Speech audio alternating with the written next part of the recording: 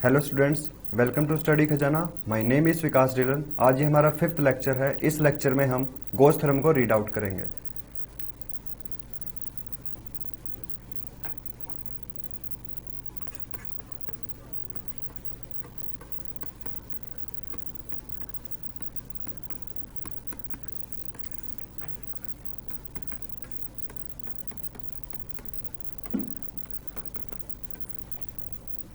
Gauss theorem start करने से पहले हम स्टडी करेंगे डिस्ट्रीब्यूशन ऑफ चार्जेस, मतलब चार्ज को हम कैसे डिस्ट्रीब्यूट कर सकते हैं।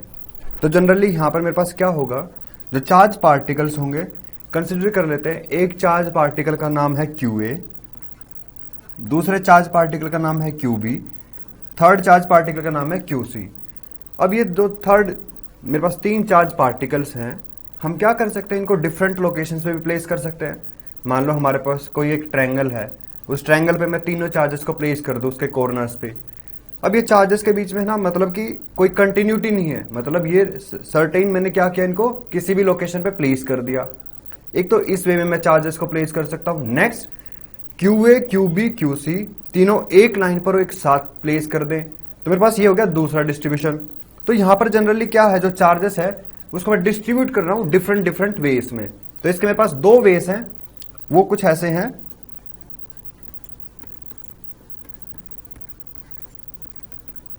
Discrete charge distribution.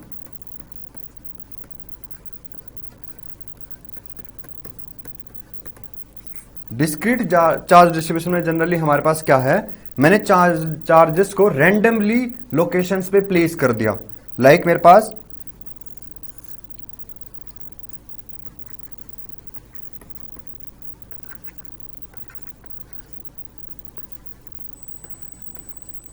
मैंने 3 चार्जेस को डिफरेंट डिफरेंट लोकेशंस पे प्लेस कर दिया। लाइक मैंने एक ट्रायंगल के ऊपर डिफरेंट उसके कॉर्नर्स पे तीनों चार्ज को प्लेस कर दिया। यहां पर कोई भी कंटिन्यूटी नहीं है चार्जेस की, तो ये हो गया मेरे पास डिस्क्रीट चार्ज डिस्ट्रीब्यूशन। अब मेरे पास मान लो 4 चार्जेस हैं और उनको मैं प्लेस कर दूं एक स्क्वायर के ऊपर या फिर एक रेक्टेंगल के ऊपर।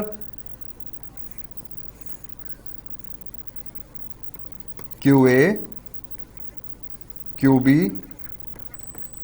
QC और QD। मेरे पास अब 4 चार्जेस हैं, इनको मैंने प्लेस कर दिया डिफरेंट डिफरेंट लोकेशंस पे। कैसे, एक रेक्टेंगल के ऊपर या फिर एक स्क्वायर के ऊपर। यहां भी कोई भी कंटिन्यूटी नहीं है, मतलब कि चार्जेस रैंडमली मैंने लोकेशंस पे प्लेस कर दिया डिफरेंट डिफरेंट पे। तो मतलब यहां भी जो चार्ज का डिस्ट्रीब्यूशन हुआ वो कैसा है, मेरे पास डिस्क्रीट। नेक्स्ट है हमारे पास कंटिन्यूअस।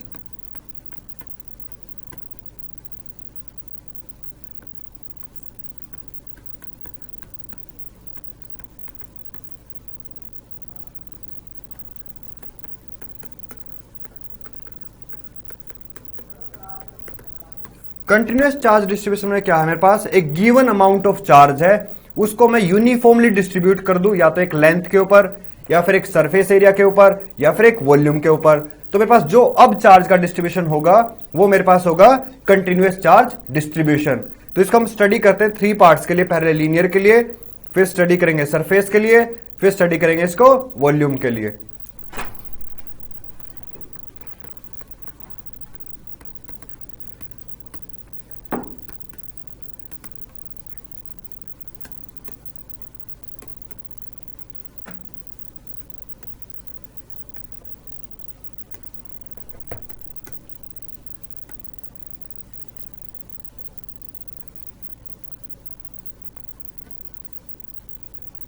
तो मेरे पास यहां पर जो डिस्ट्रीब्यूशन ऑफ चार्जेस है वो मैं एक लाइन के ऊपर प्लेस करूंगा, उसके बाद एक सरफेस के ऊपर और उसके बाद एक पर्टिकुलर वॉल्यूम के ऊपर।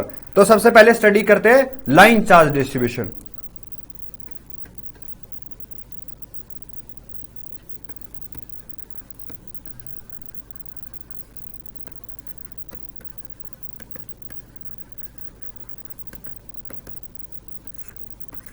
लाइन चार्ज डिस्ट्रीब्यूशन में मेरे पास क्या है कि हमारे पास एक लाइन है और मैंने इसके ऊपर कुछ चार्ज प्लेस किया है यूनिफॉर्मली, और मेरे को यहां पर चार्ज को स्टडी करना है। मान लो कि मैं एक स्मॉल लेंथ कंसिडर करूं DL, और स्मॉल लेंथ जो मेरे पास जो स्मॉल लेंथ है dl, ये कंटेन्स करता है चार्ज dq। तो मेरे पास जो चार्ज डिस्ट्रीब्यूटेड है, अगर कोई मैं दूसरी लेंथ dl अगर यहां पर कंसिडर करूंगा तो उस पर भी जो चार्ज डिस्ट्रीब्यूटेड होगा वो क्या होगा, dq। मतलब चार्ज क्या है, यूनिफॉर्मली डिस्ट्रीब्यूटेड है इस लाइन के ऊपर। तो मेरे पास जो चार्ज है वो मेरे पास क्या हुआ, लीनियर चार्ज। मतलब कि लीनियर चार्ज मतलब एक लाइन है उसके ऊपर चार्ज डिस्ट्रीब्यूटेड है मेरे पास, और वो चार्ज डिस्ट्रीब्यूटेड कैसे है, यूनिफॉर्मली। तो मेरे पास यहां से एक टर्म आया मेरे पास, वो टर्म है लैम्डा। लैम्डा क्या हो गया मेरे पास, लीनियर चार्ज डेंसिटी।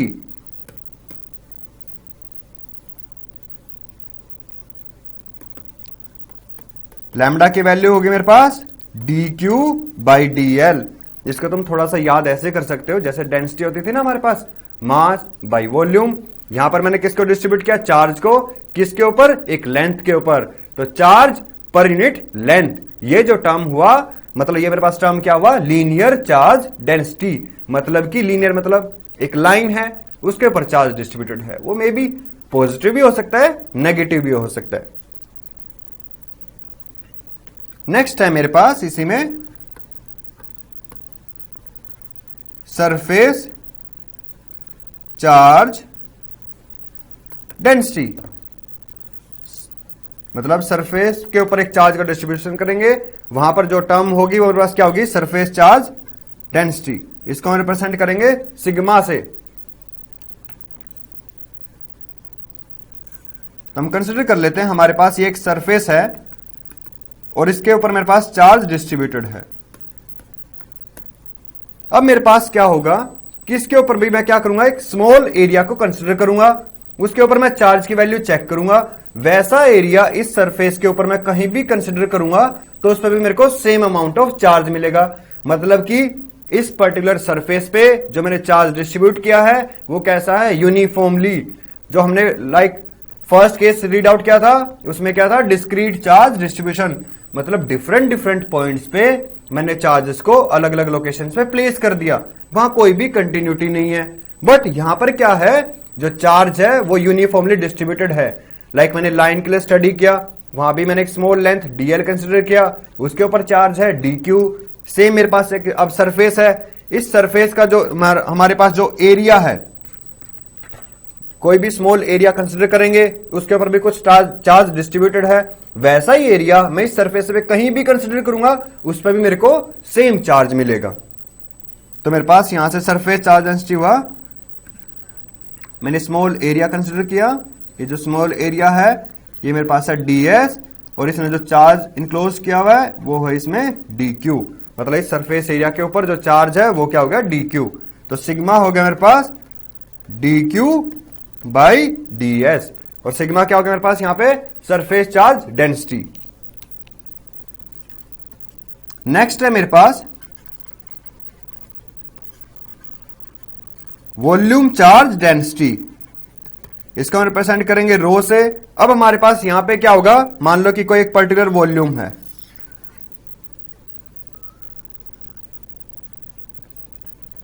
और इस पर्टिकुलर वॉल्यूम पे चार्ज डिस्ट्रीब्यूटेड है मेरे पास।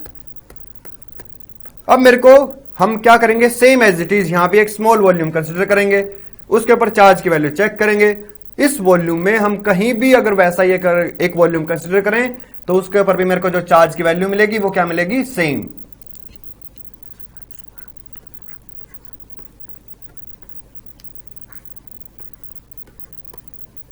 ये dv volume enclose charge dq।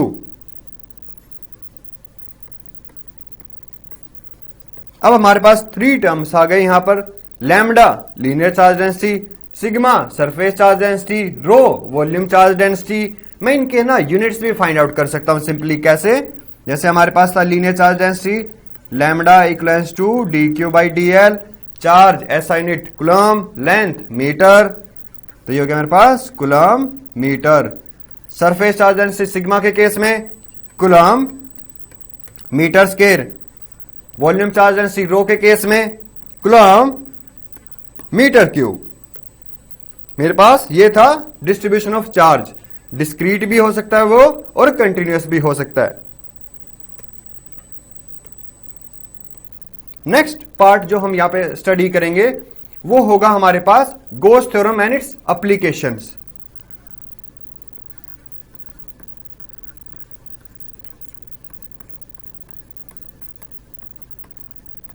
Gauss theorem and its applications।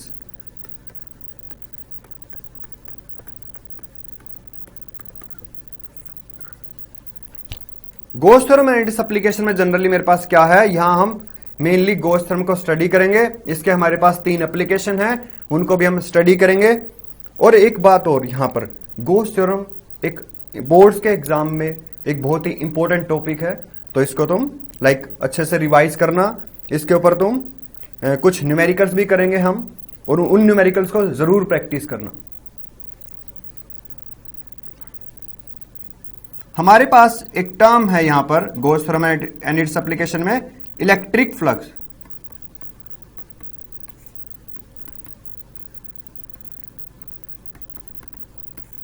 Electric flux में बेसिकली क्या है, मेरे पास कोई एक गिवन एरिया है और इलेक्ट्रिक फील्ड लाइंस हैं।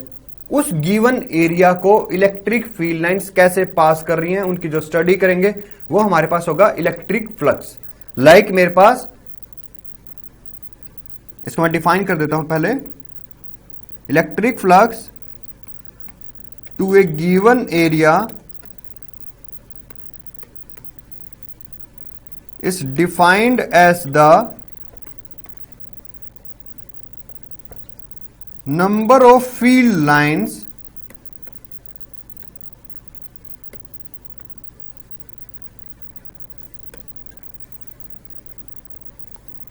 passing through it normally. Electric flux to a given area is defined as the number of electric field lines passing through it normally. मेरे पास इसमें हम कुछ केस करते हैं। केस फर्स्ट, केस सेकंड,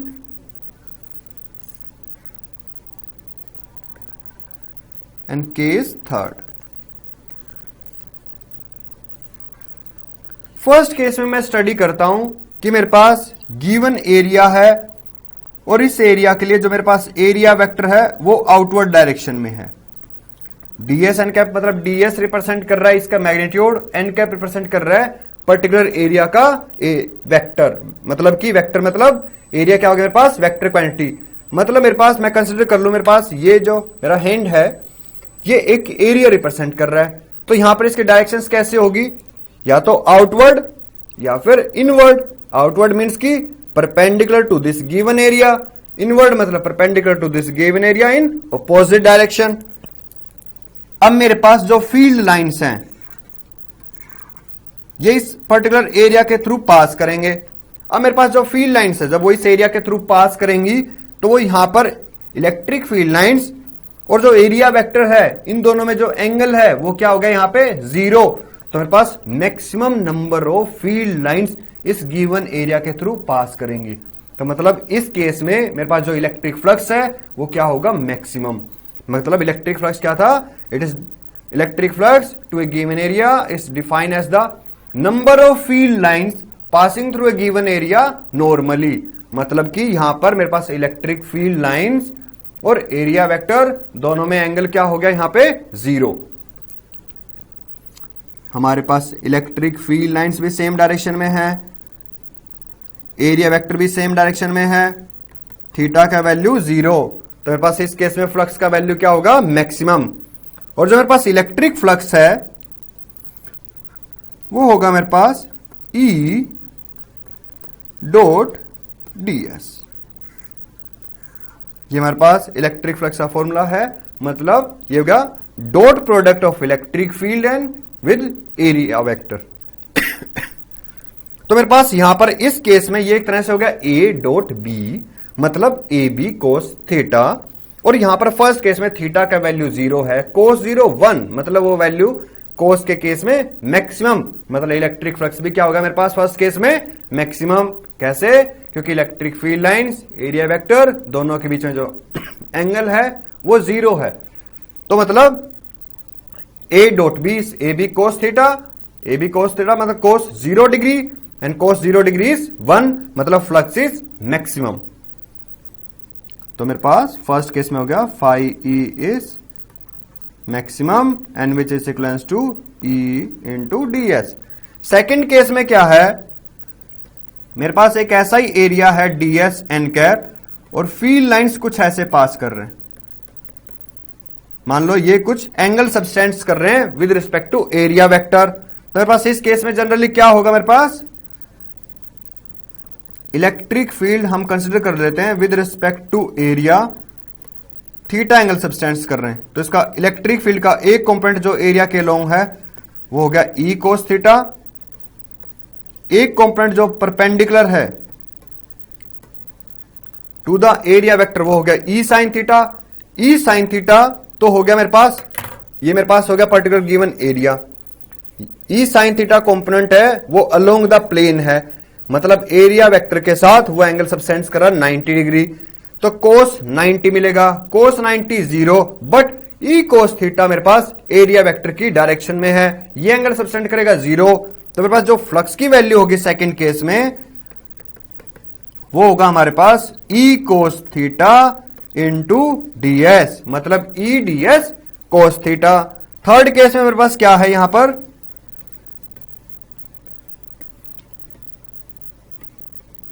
ये electric field lines है और ये मेरे पास एरिया वेक्टर है। एरिया वेक्टर मेरे पास यहां पर इलेक्ट्रिक फील्ड लाइंस के मेरे पास यहां पर परपेंडिकुलर है, तो एंगल हो गया 90 डिग्री, कोस 90 0। तो फ्लक्स की वैल्यू, कोई भी फील्ड लाइंस इस पर्टिकुलर एरिया के थ्रू पास ही नहीं कर रहे, उसका मतलब इलेक्ट्रिक जो फ्लक्स हो गया वो क्या हो गया मेरे पास 0।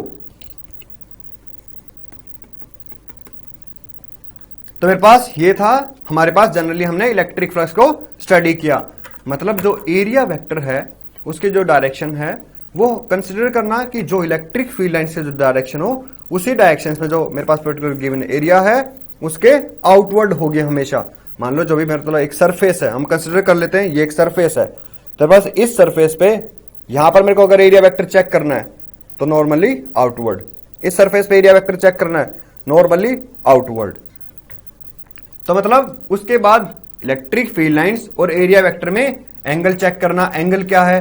जैसे फर्स्ट केस है उसमें मेरे पास क्या है, इलेक्ट्रिक फील्ड लाइंस वो पास कर रही हैं गिवन एरिया के थ्रू नॉर्मली, मतलब एरिया वेक्टर के साथ एंगल सबसेंड करेंगे 0, और वो अगर एंगल 0 है तो मेरे पास फ्लक्स की वैल्यू क्या होगी, मैक्सिमम। क्यों, क्योंकि उस गिवन एरिया के थ्रू इलेक्ट्रिक फील्ड लाइन सब मैक्सिमम पास करेंगे।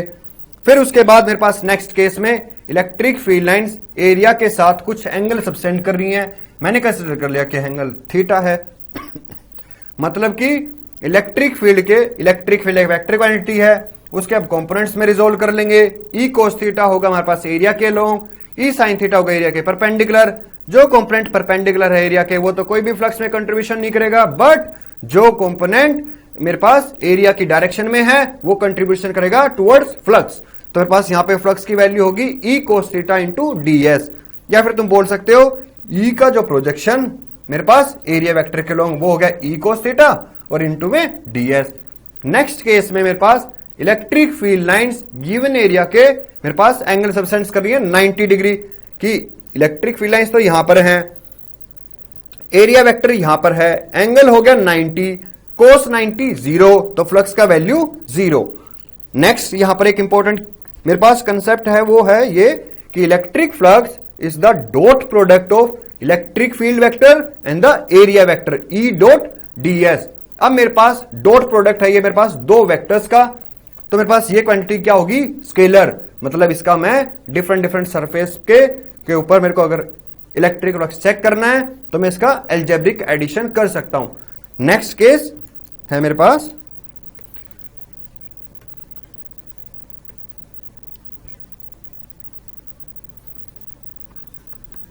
electric flux is E dot ds which is equals to E ds cos theta, where theta is the angle between E and ds, where theta is the angle between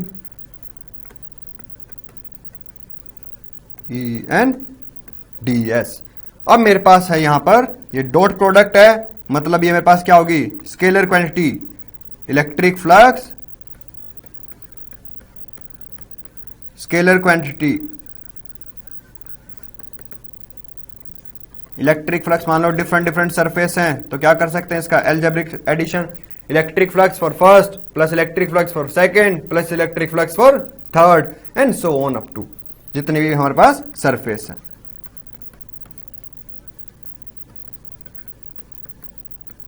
मान लो हमारे पास 3 surface हैं तो हमारे पास electric flux for first, electric flux for second, electric flux for third and electric, और मान लो कि 4 हैं तो इलेक्ट्रिक फ्लक्स फॉर 4।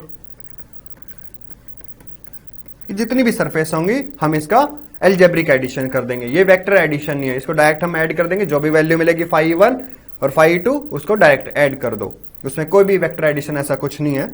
नेक्स्ट मेरे पास केस है कि मेरे को यहां पर इलेक्ट्रिक फ्लक्स का SI यूनिट फाइंड आउट करना है। कैसे फाइंड आउट करें कि अरे यहां तो कुछ गिवन ही नहीं है, बट यहां पर क्या क्या वैल्यूज गिवन है इलेक्ट्रिक फ्लक्स में, इलेक्ट्रिक फील्ड इंटेंसिटी वो हमने रीड आउट किया था हमारे पास, जो हमारे पास थर्ड लेक्चर था वहां हमने रीड आउट किया था electric field intensity into ds। ds क्या है मेरे पास यहां पर एरिया, और एरिया क्या होता है length into breadth, length into length, pi r square, length into length मतलब कि मीटर स्क्वायर। अब इलेक्ट्रिक फील्ड की SI यूनिट कैसे फाइंड आउट करें, वो हम ऑलरेडी फाइंड आउट कर सकते हैं। कैसे, F इक्वल्स टू QE, ये हमारे पास था ना, F equals to QE, force newton, charge coulomb. तो मेरे पास इलेक्ट्रिक फ्लक्स की जो SI यूनिट है वो क्या होगा मेरे पास, newton coulomb and metre square. Metre square किसके लिए, एरिया के लिए। मेरे पास ये क्या हो गया, SI unit of electric flux, ये हो गया न्यूटन पर कूलम इनटू मीटर स्क्वायर। और ये मेरे पास कैसे क्वांटिटी है, स्केलर। स्केलर मतलब इसका मैं एल्जेब्रिक एडिशन कर सकता हूं। नेक्स्ट है हमारे पास यहां पे गॉस थ्योरम को, हम गॉस थ्योरम की statement.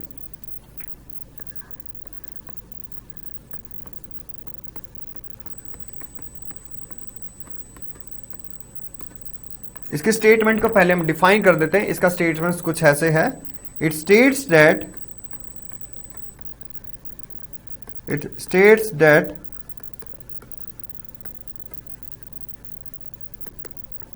net electric flux over a closed surface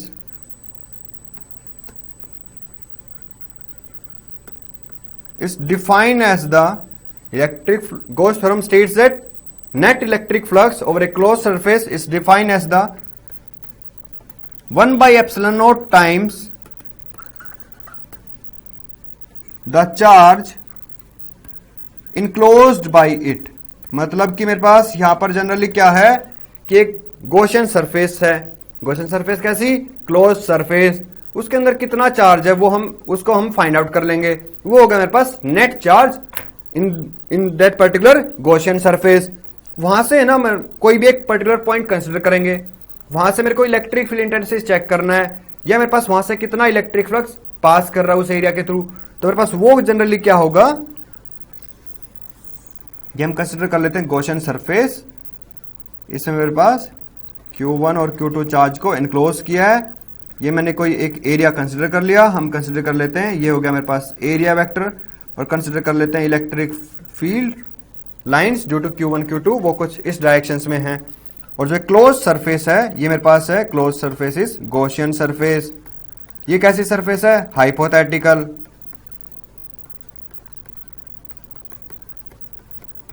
hypothetical means ये सरफेस को बस मैं ड्रॉ कर लूंगा क्योंकि इस पर्टिकुलर पॉइंट पर मैं इलेक्ट्रिक फ्लक्स या इलेक्ट्रिक फील्ड इंटेंसिटी की वैल्यू फाइंड आउट कर रहा हूं। तो मेरे पास गॉस थ्योरम स्टेट करता है मेरे पास net electric flux over a close surface is 1 by epsilon naught times the charge enclosed by this particular Gaussian surface। Means कि मेरे पास यहां पे इंटीग्रेशन करेंगे क्लोज सरफेस के लिए, इस पर्टिकुलर सरफेस के लिए कर रहे हैं तो S E डॉट ds, ये हो गया मेरे पास flux for close surface which is equals to 1 by epsilon naught times the Q net. Q net मतलब charge enclose by this particular Gaussian surface. Q net हमारे पास है यहां पे charge enclosed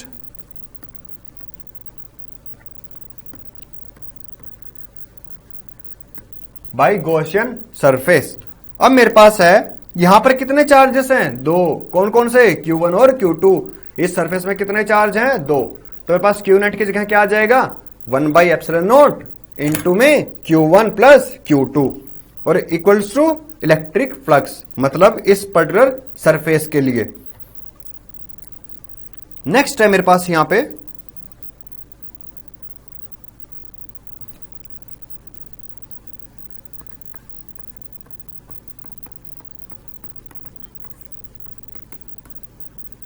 positive flux and negative flux.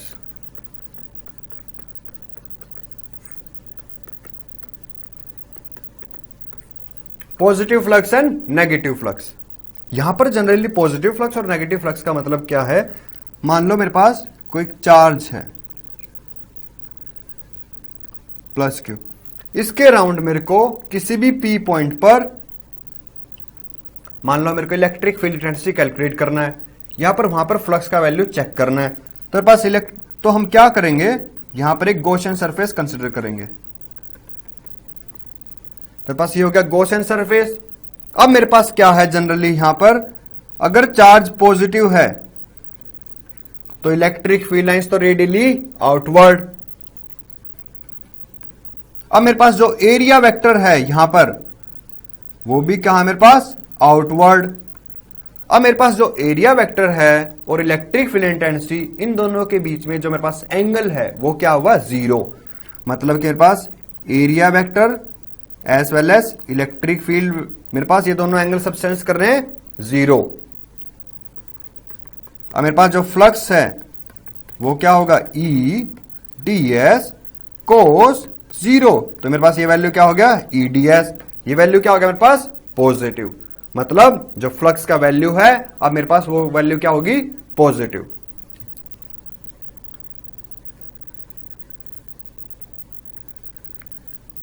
अब मेरे पास है minus Q charge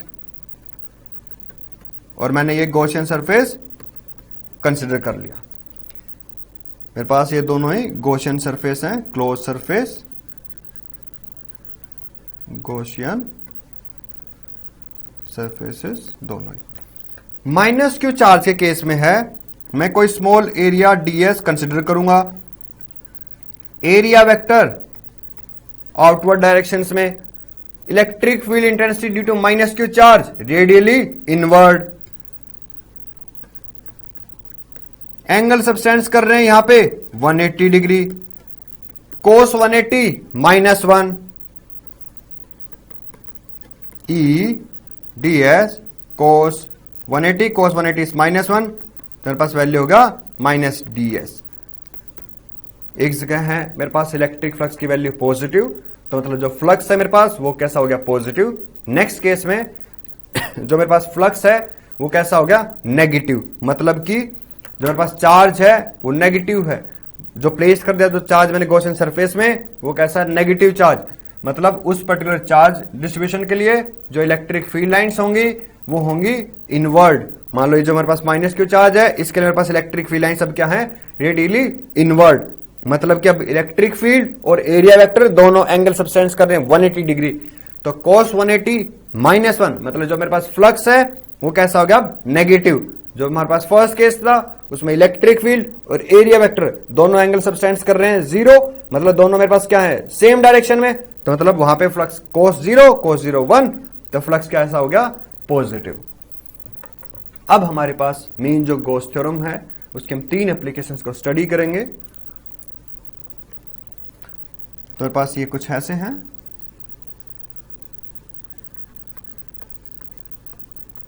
Gauss theorem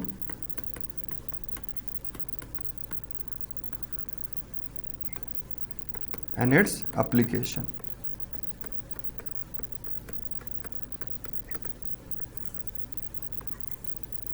Gauss theorem and its application में मेरे पास जनरली क्या है? यहां पर फर्स्ट है मेरे पास electric field intensity,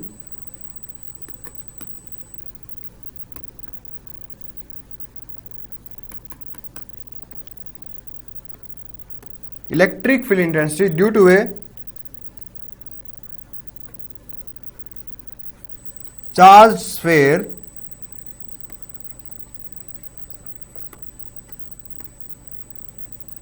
having surface charge density sigma. मतलब कि मेरे पास यहां पर एक चार्ज स्फेयर है, इसके ऊपर मैंने चार्ज मान लो प्लस डिस्ट्रीब्यूट किया, प्लस क्यू, और इसकी जो सरफेस चार्ज डेंसिटी है वो है सिग्मा। मेरे को इलेक्ट्रिक फील्ड फाइंड आउट करना है 3 रीजन्स में। एक तो मेरे पास small R less than capital R. Capital R मेरे पास क्या हो गया, रेडियस ऑफ दिस सर्कल या रेडियस ऑफ दिस स्फीयर। अब नेक्स्ट मेरे पास क्या है कि सरफेस के ऊपर मतलब small R equal to capital R. Next मेरे पास small R greater than R, मतलब कि आउटसाइड के रीजन में। मतलब मेरे को यहां पर बेसिकली इलेक्ट्रिक फील्ड की वैल्यू चेक करनी है 3 रीजन्स में। वो कैसे होंगे, एक इनसाइड, एक सरफेस के ऊपर और एक आउटसाइड। तो यहां पर हम सबसे पहले फर्स्ट जो कैलकुलेट करते हैं वो कैलकुलेट करते हैं आउटसाइड के लिए। तो फर्स्ट हुआ आर ग्रेटर देन आर। तो मेरे पास ये पॉइंट है कुछ आर डिस्टेंस पे मेरे पास सेंटर से। तो हम क्या करेंगे, बेसिकली यहां पे गॉस थ्योरम का अप्लाई कैसे कर सकते हैं इस पर्टिकुलर पी पॉइंट पर इलेक्ट्रिक फील्ड की वैल्यू को कैलकुलेट करने के लिए। सबसे पहले आर जो मेरे पास पोजीशन वेक्टर है इस पर्टिकुलर पी पॉइंट के लिए, यहां पर मैंने गॉसियन सरफेस ड्रॉ कर दिया स्फेरिकल। मतलब जो गॉसियन सरफेस का है इसका थ्रू आउट जो रेडियस है वो कैसा है मेरे पास, स्मॉल आर। इस पर्टिकुलर पॉइंट पर मेरे पास जो ds है एरिया वेक्टर वो आउटवर्ड, चार्ज डिस्ट्रीब्यूटेड पॉजिटिव है, फील्ड लाइंस कैसे होंगे, आउटवर्ड डायरेक्शन में। अब मेरे पास यहां पर ये है गॉसियन सरफेस,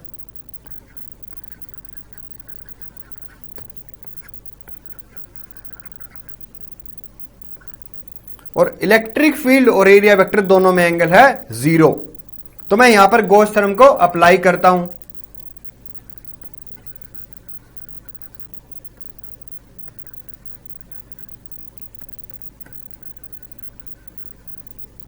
ये मेरे पास हुआ इलेक्ट्रिक फ्लक्स गॉस थ्योरम कुछ ऐसे है, E dot ds S is equals to 1/ε0 times the Q net. अब मेरे पास यहां पर जो चार्ज इनक्लोज्ड है गॉसियन सरफेस में वो है कैपिटल Q, और मेरे पास जो फ्लक्स है उसमें इलेक्ट्रिक फील्ड एरिया वेक्टर में जो एंगल है वो है 0। तो मैं यहां पर मेरे पास जो गॉसियन सरफेस है उसका जो रेडियस है वो स्मॉल r है। मतलब मैं किसी भी पॉइंट पर, मान लो इस पॉइंट पे या इस पॉइंट पे या इस पॉइंट पर जो इलेक्ट्रिक फील्ड है उसका मैग्नीट्यूड क्या होगा, सेम। और ये हो गया मेरे पास E डॉट ds, मतलब E ds cos 0 1, और इलेक्ट्रिक फील्ड का जो मैग्नीट्यूड है वो कैसा है, कांस्टेंट। तो मैं इलेक्ट्रिक फील्ड को इस इंटीग्रेशन से बाहर रख सकता हूं। और एक मेरे पास surface area of this particular Gaussian surface which is equals to 1/ε0 times the charge enclosed by Gaussian surface। और Gaussian surface ने कितना चार्ज इनक्लोज किया है, कैपिटल Q। अब मैं इसको फर्दर सोल्व करते हैं। ये मेरे पास टर्म कुछ ऐसे है, ds which is equals to 1/ε0 times the capital Q। और जो पास सरफेस एरिया है उस पर्टिकुलर Gaussian सरफेस का वो मेरे को क्या मिलेगा, E into 4πr² which is equals to Q/ε0। मतलब electric field is equals to 1/4πε0 r² into Q। मतलब electric field is inversely proportional of 1/r²। Electric field for outside is inversely proportional of 1/r²। अब हमारे पास next है at the surface. Surface में मेरे पास R equals to R, मतलब जो मेरे पास गॉसियन सरफेस का जो रेडियस है वो कैपिटल R के इक्विवेलेंट होगा, क्योंकि अब मैं किसके फाइंड आउट कर रहा हूं, अब हम फाइंड आउट कर रहे हैं चार्ज स्फीयर की सरफेस पे। तो मतलब वहां पर होगा electric field is 1/4 pi epsilon not Q by R square, and R की जगह मेरे पास हो जाएगा R इक्वलेंस टू R, मतलब ये हो गया मेरे पास K Q by R square. तो ये हो गया मेरे पास electric field intensity charge sphere की सरफेस पे।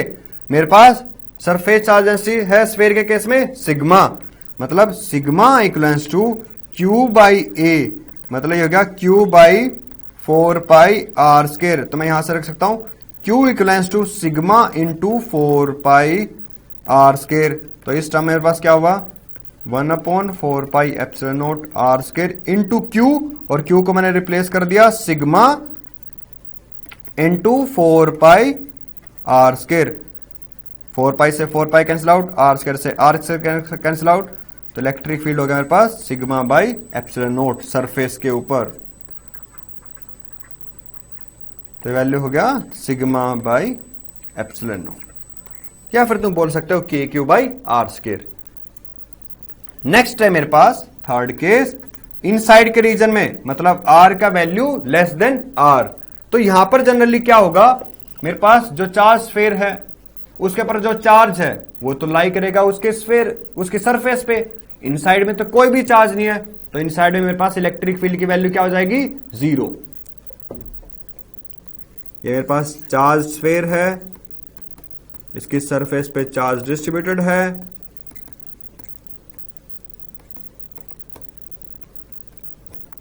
हमने कंसीडर किया Gaussian surface,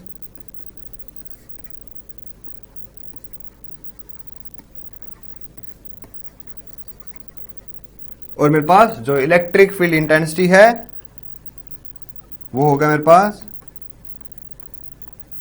E dot ds is equals to Q net by n epsilon naught, and charge enclosed by this Gaussian surface is 0, hence Q net enclosed by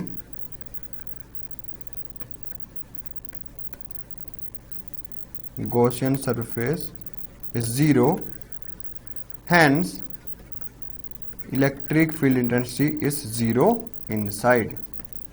मतलब कि मेरे पास इस charge sphere में inside में कोई भी electric field exist नहीं करेगा, बट इसकी सरफेस पे मेरे पास जो चार्ज है ना, जो मैंने डिस्ट्रीब्यूट किया, जो सरफेस पे जो इलेक्ट्रिक फील्ड इंटेंसिटी होगी वो क्या होगी k Q by capital R square, और मेरे पास आउटसाइड रीजन के लिए k Q by small r square. अब मैं यहां पर एक ग्राफ भी ड्रॉ कर सकता हूं, लाइक ये हो गया electric field intensity versus r, ये हो गया मेरे पास R इक्वल टू 0, ये हो गया R equals to capital R, और ये जो रीजन है ये हो गया R ग्रेटर देन R। तो R equal to 0 and R equal to R, इस केस में मेरे पास इलेक्ट्रिक फील्ड इंटेंसिटी इनसाइड में 0, सरफेस पे इलेक्ट्रिक फील्ड इंटेंसिटी की वैल्यू मैक्सिमम वो क्या होगी k Q by r square. तो हो गया एट सरफेस, ये हो गया इलेक्ट्रिक फील्ड इज के क्यू बाई आर स्क्वायर, और आउटसाइड रीजन के लिए इलेक्ट्रिक फील्ड डिक्रीज कर रहा है 1 बाई आर स्क्वायर की टर्म में। अब मेरे पास सरफेस चार्ज डेंसिटी सिग्मा अगर पॉजिटिव है तो फील्ड लाइंस होंगी आउटवर्ड, अगर सरफेस चार्ज डेंसिटी मेरे पास नेगेटिव है तो फील्ड लाइंस होंगे अब मेरे पास इनवर्ड। नेक्स्ट केस हम स्टडी करते हैं electric field lines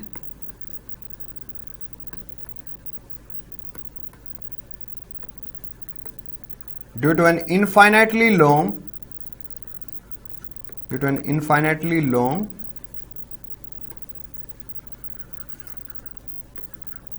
charged wire having linear charge density sigma। मतलब कि मेरे पास अब मेरे को इलेक्ट्रिक फील्ड लाइंस है वो फाइंड आउट करनी है कि इनफाइनाइटली लॉन्ग वायर है, उसके ऊपर लीनियर चार्ज डेंसिटी मेरे पास लैम्डा है, जो सिग्मा है ये हमारे पास होगी सरफेस के लिए। तो मेरे पास जनरली क्या है, ये एक वायर है इनफाइनाइटली लॉन्ग और इसके ऊपर मैंने पॉजिटिव चार्ज डिस्ट्रीब्यूट कर दिया,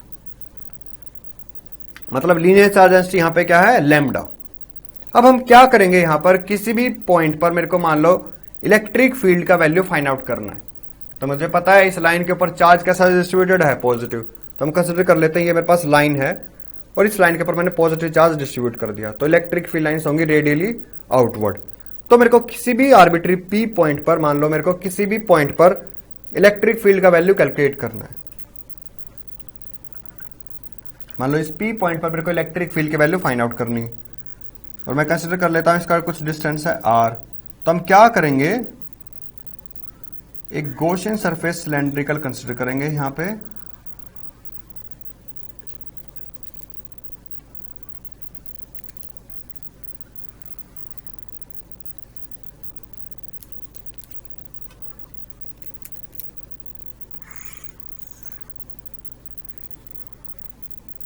तो ये हो गया मेरे पास गॉसियन सरफेस सिलेंड्रिकल और यहां पे हो गया मेरे पास ये पी पॉइंट। अब हमने कंसिडर कर लिया मेरे पास ये कैसी सरफेस है, सिलेंड्रिकल गॉसियन सरफेस, क्योंकि मेरे पास जो वायर है वो भी किस फॉर्म में है, सिलेंडर की फॉर्म में है।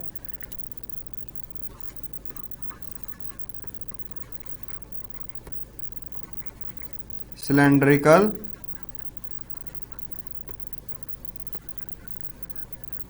Gaussian surface. अब मेरे पास जिसकी की मेरे पास रेडियस है आर और लेंथ है एल। अब यहां पर मेरे पास जनरली 3 सरफेसेस हैं। कैसे, मान लो कि मेरे पास जो सिलेंड्रिकल गॉसियन सरफेस है हम कंसिडर कर लेते हैं ये हमारे पास सिलेंड्रिकल गॉसियन सरफेस है। तो इसका तो टॉप मोस्ट पॉइंट, एक होगा मेरे पास कर्व्ड सरफेस और एक बॉटम मोस्ट पॉइंट। तो मेरे पास जनरली यहां पर क्या है, 3 सरफेसेस हैं, एक टॉप मोस्ट पॉइंट सिलेंडर का, एक बॉटम मोस्ट पॉइंट और एक कर्व्ड सरफेस। तो मेरे को इनके थ्रू इलेक्ट्रिक फील्ड की वैल्यू को फाइंड आउट करना है। तो स्टूडेंट्स देखो हम कैसे करेंगे, यहां पर वायर के लिए पहले तो मैंने गॉसियन सरफेस को कंसीडर कर लिया। मान लो कि चार्ज डिस्ट्रीब्यूट क्या, पॉजिटिव। तो अगर चार्ज मैं पॉजिटिव डिस्ट्रीब्यूट करूंगा तो मेरे पास जो फील्ड लाइंस है वो होंगे आउटवर्ड। तो मेरे पास ये हो गया फर्स्ट सरफेस, ये हो गया सेकंड सरफेस और ये हो गया थर्ड सरफेस। फर्स्ट सरफेस के केस में जो एरिया वेक्टर है डीएस एन कैपिस डायरेक्शंस में और इलेक्ट्रिक फील्ड कुछ ऐसे है। मतलब जो फर्स्ट सरफेस है टॉप मोस्ट, इसके लिए मेरे पास एरिया वेक्टर तो यहां पर है और इलेक्ट्रिक फील्ड इस डायरेक्शन में है। तो दोनों के बीच में एंगल 90। तो φE1 फ्लक्स थ्रू फर्स्ट, वो तो मुझे पता लग गया क्या हो गया, 0, क्योंकि मेरे पास फ्लक्स क्या होता है A.B, मतलब AB कोस थीटा कोस 90, तो फ्लक्स हो गया मेरे पास 0।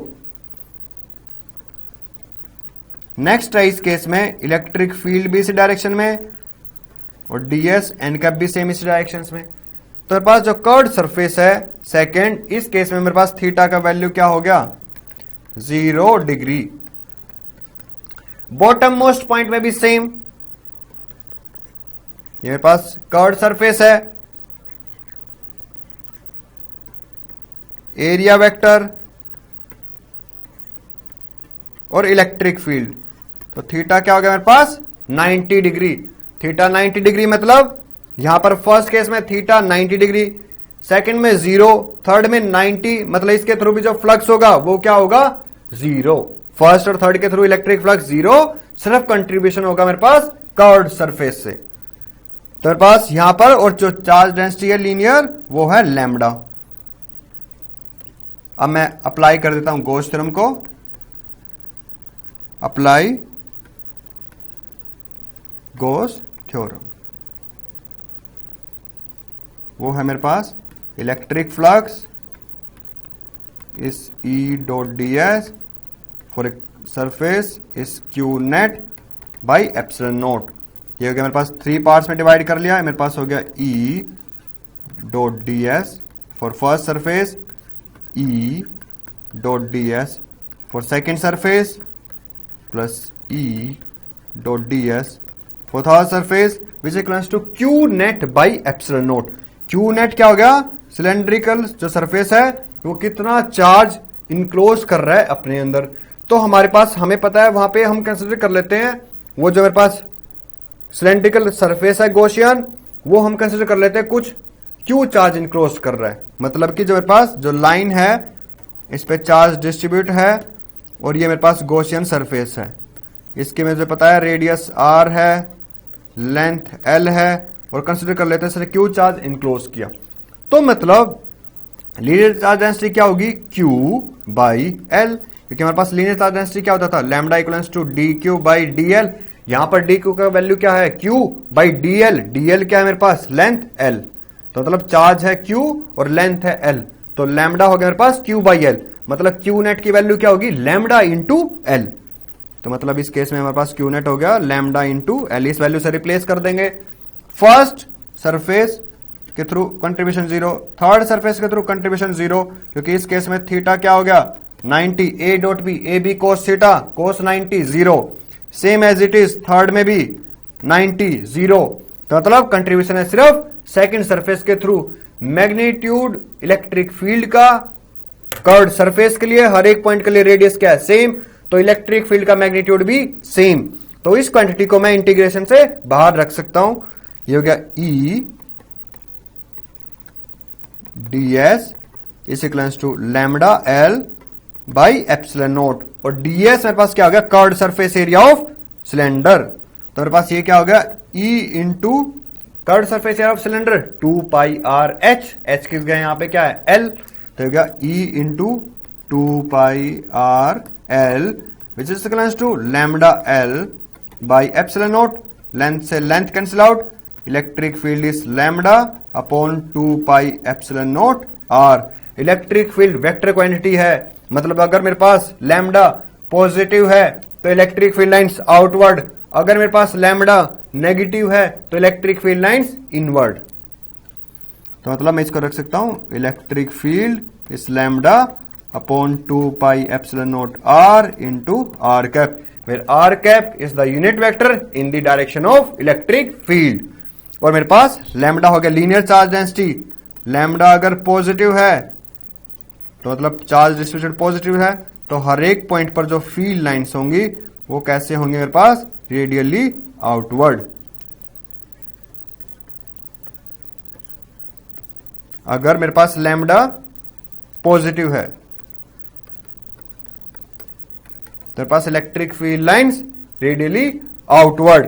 दूसरा, इलेक्ट्रिक फील्ड लाइंस मेरे पास यहां पे 1/r की फॉर्म में, मतलब वो मेरे पास डिक्रीज कर, जैसे जैसे डिस्टेंस इंक्रीज करूंगा वैल्यू इलेक्ट्रिक फील्ड का डिक्रीज कर जाएगा। मतलब electric field is inversely of 1/r। तो मतलब कि अगर मैं यहां पे लाइन ड्रॉ करूं, ग्राफ ड्रॉ करें इलेक्ट्रिक फील्ड और r के लिए, तो फील्ड लाइंस ऐसे मेरे पास डिक्रीज कर गए। अब मेरे पास एक और, इसको मैं थोड़ा सा और सिंप्लीफाई कर सकते हैं, लाइक कि इसको 2 से न्यूमरेटर में मल्टीप्लाई कर दें, 2 से मल्टीप्लाई कर दें डिनोमिनेटर में, तो इलेक्ट्रिक फील्ड हो गया मेरे पास 2k lambda by r into r cap. ये कैसे हुआ, मतलब कि लैम्डा इंटू 2 बाई डिनोमिनेटर में 2 से मल्टीप्लाई किया, 4 pi epsilon naught r into r cap. r cap हो गया unit vector in the direction of electric field, और मेरे पास मैग्नीट्यूड की वैल्यू क्या होगी, 2k lambda by r।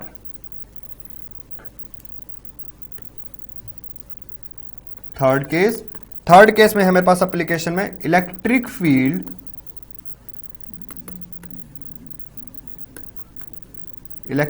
Intensity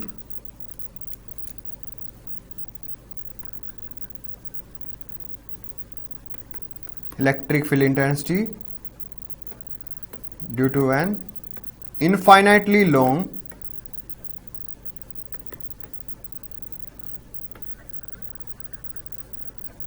plane charge sheet. मतलब हमारे पास एक चार्ज शीट है,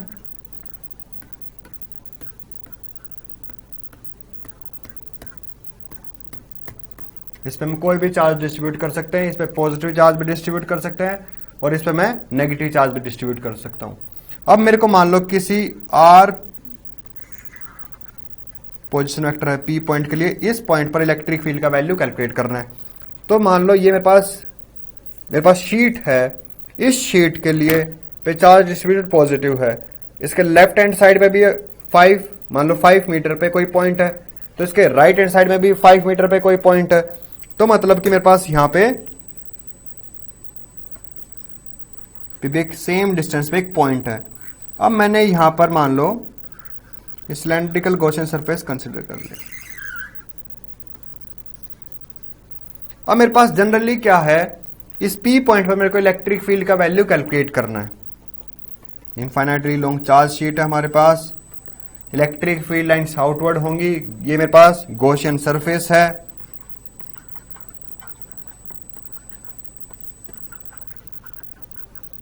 मेरे पास यहां पर 3 सरफेस हैं, first surface, second surface, third surface.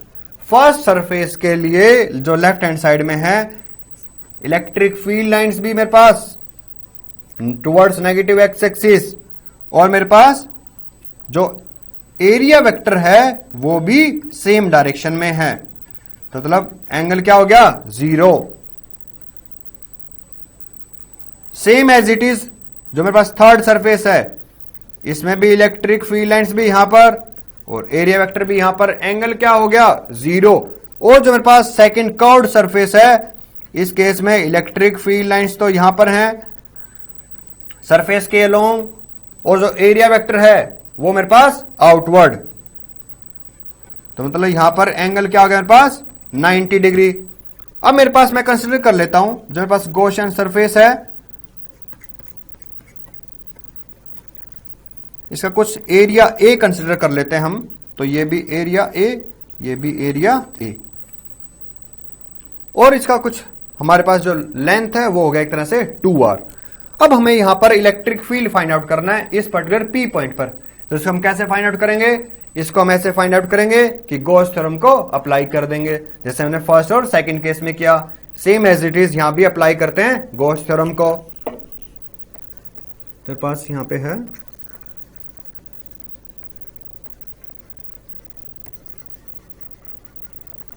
Apply Gauss theorem, E dot D s is equals to Q net by epsilon naught. इसको हम अप्लाई कर देंगे गॉस थ्योरम को 3 सरफेस के लिए, और मेरे पास इसको फिर फाइंड आउट कर लेंगे। और यहां पर मेरे पास जो शीट है, इसका सरफेस चार्ज डेंसिटी मेरे पास है सिग्मा। ये सिग्मा पॉजिटिव इंप्लाइज मेरे पास जो चार्ज डिस्ट्रीब्यूटेड है वो कैसा है, पॉजिटिव। सिग्मा नेगेटिव, जो शीट के ऊपर जो चार्ज डिस्ट्रीब्यूटेड है वो अब है negative.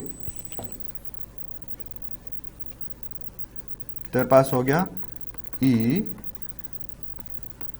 ds s is equals to Q net by epsilon naught. इसको 3 सरफेस के लिए अप्लाई करते हैं। E ds फर्स्ट सरफेस के लिए, E ds सेकेंड सरफेस के लिए, E ds थर्ड सरफेस के लिए, which is equals to Q net by epsilon naught. Second surface के लिए मुझे पता है थीटा का वैल्यू है 90 डिग्री। फर्स्ट सरफेस के लिए theta equal to 0, third surface के लिए theta equal to 0। A dot B, A B cos theta, cos 0 1, cos 90 0, cos 0 1। तो सेकेंड सरफेस के through no contribution of flux, यानी फ्लक्स कंट्रीब्यूट कर रहे हैं ओनली लेफ्ट हैंड साइड का surface और मेरे पास राइट हैंड साइड का सरफेस। तेरे पास ये हो गया जो इलेक्ट्रिक फील्ड है, ये पी पॉइंट्स पर वो सेम डिस्टेंस पे है। लेफ्ट हैंड साइड का जो पी पॉइंट है वो भी मेरे पास 5 सेंटीमीटर पे है या 5 मीटर पे है। Same as it is right hand side में जो मेरे पास पी पॉइंट है वो भी 5 सेंटीमीटर या 5 मीटर पे है। तो मतलब ये हो गया electric field into D s for first plus 0 plus electric field into D s for third, which is equals to Q net by epsilon naught. अब हमें पता है जो मेरे पास जो गॉसियन सरफेस था, इस गॉसियन सरफेस का मैंने एरिया तो ए कंसिडर किया, सरफेस चार्ज डेंसिटी सिग्मा है, तो मैं यहां से रख सकता हूं कि मेरे पास सिग्मा, मान लो इसने कुछ चार्ज क्यू इनक्लोज किया, तो सिग्मा क्या हो गया मेरे पास, Q by A, which implies that Q net is equals to Q which is equals to sigma into A, क्योंकि मेरे पास एरिया है, ये मैंने ए कंसिडर कर लिया। तो सेम एज इट इज इसको यहां अप्लाई कर देते हैं, मेरे पास ये वैल्यू हो गया सिग्मा इनटू ए। जो फर्स्ट और थर्ड सरफेस हैं, इनका जो एरिया है वो मैंने कंसिडर किया था कैपिटल ए, तो ds का वैल्यू भी क्या हो गया कैपिटल ए, ds3 का भी वैल्यू क्या हो गया कैपिटल ए, तो ये वैल्यू हो गया EA plus 0 plus EA is equals to sigma A by epsilon naught, which implies that 2 times of EA is equals to sigma A by epsilon naught. A से A cancel out, तो मतलब कि मेरे पास जो electric field intensity है वो क्या होगी, सिग्मा बाई 2 एप्सिलॉन नोट। ये वेक्टर क्वांटिटी है, तो इलेक्ट्रिक फील्ड मेरे पास क्या होगा, electric field is sigma by 2 epsilon naught n cap. जो इलेक्ट्रिक फील्ड है इसका डायरेक्शन कैसे डिपेंड करेगा, positive charge outward, negative charge inward. और एक इंपॉर्टेंट कंक्लूजन यहां से वो ये है कि इस इलेक्ट्रिक फील्ड के फॉर्मूले में कहीं भी मेरे को डिस्टेंस आर शो नहीं कर रहा है, लाइक कि मेरे पास जो इलेक्ट्रिक फील्ड इंटेंसिटी है वो मेरे पास क्या हो गया, मतलब कि वो डिस्टेंस के ऊपर इंडिपेंडेंट है। Electric field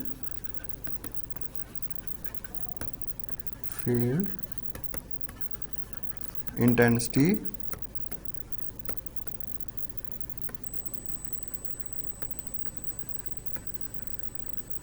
is independent of path, मतलब कि पाथ मतलब जो डिस्टेंस है पी पॉइंट का उस पर्टिकुलर प्लेन शीट से, ये उसके बिल्कुल ही इंडिपेंडेंट है इलेक्ट्रिक फील्ड इंटेंसिटी।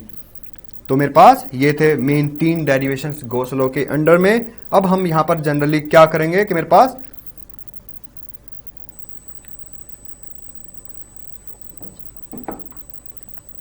हमारे पास गॉस थ्योरम में ये थे मेरे पास मेन 3 पॉइंट्स कि पहला हमने फाइंड आउट किया कि electric field intensity Gauss theorem के लिए, मतलब कि एक पर्टिकुलर लाइन चार्ज डिस्ट्रीब्यूशन के लिए, मतलब एक लाइन के लिए। उसके बाद हमने किया था एक शीट के लिए, शीट के बाद हमने किया था जो हमारे पास शीट थी, उसके बाद हमारे पास हमने किया था ये एक पर्टिकुलर, मान लो कि पहले लाइन के लिए किया, फिर हमने शीट के लिए किया, फिर हमने एक स्फेयर के लिए किया। जो स्फेयर था उसमें क्या था, सरफेस चार्ज डेंसिटी सिग्मा। उसके लिए जो मेरे पास स्फेयर है, स्फेयर बिहेव कर रहा है कि एक वो पॉइंट चार्ज के जैसे, इसलिए वहां पर इलेक्ट्रिक फील्ड क्या आया था, के क्यू बाई आर स्क्वायर। जो मेरे पास लाइन थी उस केस में इलेक्ट्रिक फील्ड इंटेंसिटी क्या आई थी, lambda by 2 pi epsilon naught r. यहां पर जो शीट है, शीट उन दोनों से बिल्कुल ही डिफरेंट है, ये मेरे पास डिस्टेंस पे बिल्कुल भी डिपेंडेंट नहीं है। मतलब जो शीट है उससे डिस्टेंस क्या है पॉइंट का, उसके ऊपर ये बिल्कुल भी डिपेंडेंट नहीं है। इस पॉइंट पर भी इलेक्ट्रिक फील्ड सेम, इस पे भी सेम, इस पे भी सेम, मतलब जो फील्ड है वो कैसा हो गया, यूनिफॉर्म। उसकी ये मेरे पास फॉर्मूला क्या है, sigma by 2 epsilon naught. N cap represent कर रहा है मेरे पास यहाँ पे डायरेक्शन को। तो हम इनके ऊपर कुछ क्वेश्चंस करते हैं। क्वेश्चन कुछ ऐसे है,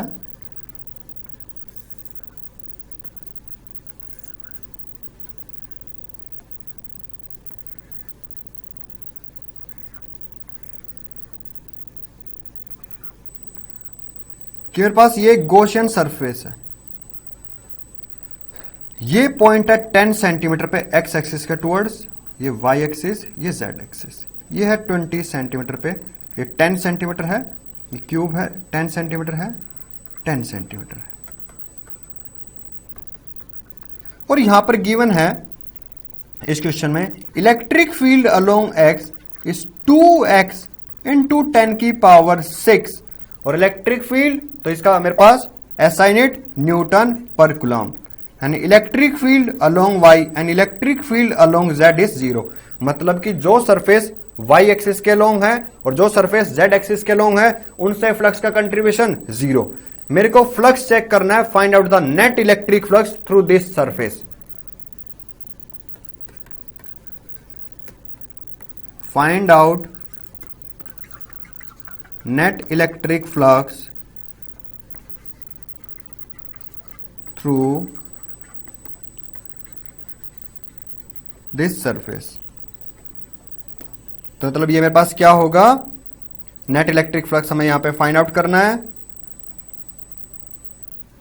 तो नेट इलेक्ट्रिक फ्लक्स कैसे फाइंड आउट करेंगे, net electric flux through y surface is zero, net electric flux through z surface is zero, क्योंकि मेरे पास इलेक्ट्रिक फील्ड का वैल्यू ही नहीं है वाई एक्सिस में या जेड एक्सिस में, मेरे पास फ्लक्स की वैल्यू क्या होगी, जीरो। मतलब कि मेरे पास ये गॉसियन सरफेस है, इसमें जो बॉटम मोस्ट पॉइंट है, टॉप मोस्ट पॉइंट, ये मेरे पास है वाई एक्सिस के लॉन्ग, और जो ये फ्रंट में है और इसके जो बैक में है ये होंगे मेरे पास जेड एक्सिस के लॉन्ग। तो इनसे तो कंट्रीब्यूशन हो गया जीरो, बट जो सरफेस इलेक्ट्रिक फ्लक्स एक्स के अलोंग है उसके थ्रू अब मेरे को कंट्रीब्यूशन फ्लक्स का फाइंड आउट करना है। कैसे, मतलब कि मेरे पास यहां पर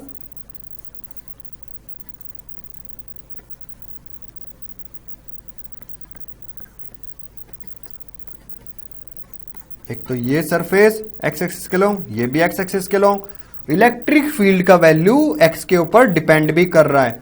तो ये मैं कंसीडर कर लेता हूं लेफ्ट सरफेस, ये हम कंसीडर कर लेते हैं राइट सरफेस, इनके थ्रू मैं फ्लक्स की वैल्यू कैलकुलेट करता हूं। तो इसको कैसे करेंगे, हम पहले लेफ्ट सरफेस के लिए कैलकुलेट करते हैं, electric flux along x axis for left surface. तो लेफ्ट सरफेस के लिए कैसे फाइंड आउट करेंगे हम इसको, कि मेरे पास ये लेफ्ट सरफेस है, ये 10 सेंटीमीटर पे है, इलेक्ट्रिक फ्लक्स होता है मेरे पास E dot D S, electric field तो हो गया मेरे पास पॉजिटिव एक्स एक्सिस में, एरिया वेक्टर, ये जो सरफेस है एरिया वेक्टर होगा यहां पे, इलेक्ट्रिक फील्ड है वहां पे मेरे पास किधर, towards positive X axis, angle क्या होगा यहां पे 180। तो ये हो गया ए डॉट बी, मतलब minus E dot DS, DS हो गया एरिया, माइनस एक्स हो गया electric field at this surface. और हमें पता है इलेक्ट्रिक फील्ड गिवन है along x surface is 2x into 10 की पावर 6 न्यूटन पर कूलम। मतलब कि मेरे पास ये वैल्यूज प्लग कर देता हूं, माइनस ई एक्स 2 इंटू एक्स, ये सरफेस किस डिस्टेंस पे है 10 सेंटीमीटर, मतलब 10 इंटू 10 की पावर -2 मीटर इंटू 10 की पावर 6 इंटू मेरे पास न्यूटन पर कूलम एंड इंटू में डीएस, डीएस हो गया area 10 centimetre 10 centimetre 100 centimetre square, तो इसको मैं रख सकता हूं 100 इंटू 10 की पावर -4 मीटर स्क्वायर। मतलब कि मेरे पास ये जो वैल्यू है यहां पर वो हो गया E into x into D S, मतलब के पास ये जो वैल्यू है ये हो गया मेरे पास 2 इंटू 10 की पावर -2 इंटू 10 की पावर 6 न्यूटन पर coulomb into D S into 10 की, मतलब डी एस क्या होगा मेरे पास एरिया, एरिया क्या हो गया यहां पे, एरिया मेरे पास जो यहां पर गिवन है वो है 10 इंटू 10 100 सेंटीमीटर स्क्वायर 10 की पावर -4। तो मेरे पास ये जो वैल्यूज हैं इसमें फाइंड आउट कर सकता हूं, लाइक इलेक्ट्रिक फ्लक्स उसका मेरे पास मैंने एसआई यूनिट फाइंड आउट किया था, वो क्या था मेरे पास न्यूटन मीटर स्क्वायर पर कूलम। ये वैल्यूज फाइंड आउट कर लेते हैं, ये मेरे पास है 10 6 7 9 मतलब 10 की पावर 9 एंड -4 एंड -2 इंटू 10 की पावर -6, तो मेरे पास ये वैल्यू हो गया 2 इंटू 10 की पावर 3 न्यूटन मीटर स्क्वायर पर कूलम। अब मेरे पास नेक्स्ट है ये हो गया electric flux for left surface. अब मेरे को फाइंड आउट करना है electric flux for right surface, electric flux along x axis for right surface. इसमें जनरली हमारे पास क्या होगा कि जो मेरे पास राइट में जो सरफेस है ये अब कितने सेंटीमीटर पे है 20 सेंटीमीटर। इसमें देखो इलेक्ट्रिक फील्ड भी सेम डायरेक्शन में और मेरे पास एरिया वेक्टर भी सेम डायरेक्शन में, तो थीटा क्या हो गया वहां पे 0 डिग्री। अब मेरे पास ये हो गया electric flux is E dot D S, तो हो गया E डी एस cos 0 1, तो हो गया electric flux along x axis for right surface इस ई एक्स इंटू डी एस। ई एक्स का वैल्यू क्या हो गया मेरे पास यहां पे 2x 20 सेंटीमीटर, क्योंकि हमारे पास था ना E X which is equal to 2x into 10 की पावर 6, और मेरे पास ये वैल्यू हो गया न्यूटन पर कूलम। x का वैल्यू है 20 तो हो गया 20 सेंटीमीटर 10 की पावर -1 इंटू में ds, और जो मेरे पास ds है ये हो गया 100 इंटू 10 की पावर -4, तो मेरे पास ये हो गया 20 सेंटीमीटर, 10 की पावर -2 सेंटीमीटर को कन्वर्ट कर देंगे मीटर में। ये ऐसा क्यों कर रहे हैं? क्योंकि मेरे पास इलेक्ट्रिक फील्ड है उसका वैल्यू क्या होगा न्यूटन पर कूलम। वहां पर मेरे पास क्या आएगा, न्यूटन को कैसे डिफाइन कर सकते हैं, मास इंटू एक्सेलरेशन, मास होगा केजी, एक्सेलरेशन मीटर पर सेकंड स्क्वायर, तो मेरे पास वहां पे क्या है मीटर। तो मैं इस वैल्यूज को जो भी सेंटीमीटर के वैल्यूज हैं इसको कन्वर्ट कर रहा हूं मैं मीटर में, एंड इंटू में 10 की पावर 6, ये देखो ये 10 की पावर 6 मेरे पास इलेक्ट्रिक फील्ड फॉर एक्स के लिए। तो इन वैल्यूज को फिर से सोल्व करेंगे तो 10 की पावर 6 8 9 और 10 की पावर -6, तो मेरे पास ये वैल्यू हो गया 4 इंटू 10 की पावर 3 इलेक्ट्रिक फ्लक्स न्यूटन पर कूलम मीटर स्क्वायर, तो होगा इलेक्ट्रिक फ्लक्स राइट के लिए। अब मेरे को नेट फ्लक्स कैलकुलेट करना है, तो मेरे पास नेट फ्लक्स कैसे कैलकुलेट करेंगे, इस सरफेस के लिए मेरे पास जनरली क्या है, electric flux for x along left surface and electric flux for x along right surface. ये वैल्यूज हमने फाइंड आउट किए। इलेक्ट्रिक फ्लक्स फॉर एक्स मतलब जो लेफ्ट हैंड साइड में है वो है -2 इंटू 10 की पावर 3, और इलेक्ट्रिक फ्लक्स फॉर राइट वो है 4 इंटू 10 की पावर 3, तो ये हो गया मेरे पास -2 इंटू 10 की पावर 3 प्लस 4 इंटू 10 की पावर 3 इलेक्ट्रिक फ्लक्स। ये स्केलर क्वांटिटी है तो मैं इनका क्या कर दूंगा एल्जेब्रिक एडिशन, और मेरे पास यूनिट्स न्यूटन मीटर स्क्वायर पर कूलम, तो मेरे पास ये वैल्यू क्या हुआ 2 इंटू 10 की पावर 3 न्यूटन पर कूलम मीटर स्क्वायर, तो मेरे पास ये क्या हो गया total flux through the surface. अगर मेरे को यहां चार्ज इनक्लोज फाइंड आउट करना हो इस सरफेस में, तो उसके लिए क्या हो गया, मैंने इलेक्ट्रिक फ्लक्स का वैल्यू फाइंड आउट कर लिया। ये मेरे पास क्या हो गया Q net by epsilon note, epsilon note को इस फ्लक्स की वैल्यू से मल्टीप्लाई कर दो, जो भी मेरे पास वैल्यू मिलेगी वो वैल्यू क्या होगा मेरे पास charge enclosed by this Gaussian surface. Okay students, आज का लेक्चर हम यहीं पे ओवर करते हैं।